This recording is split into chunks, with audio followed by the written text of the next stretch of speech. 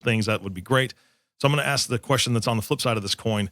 Are there any mistakes investors make when it comes to trying to pick these types of dividend paying stocks or really wanting to go after them? Yeah, there's one big one that I see all the time, and it's called reaching for yield. So before we go over that, I'll show you how you can calculate the yield, the dividend yield that a stock is paying. All right. So let's assume that a particular stock, it trades at $10 a share. So that's its stock price. Okay. And it pays a 50-cent dividend for the year. If you do the calculation, divide the share price by the yield, it comes up with a yield of 5% per year. Now, we previously talked about how investors will filter out, what's dividend paying stock should I buy?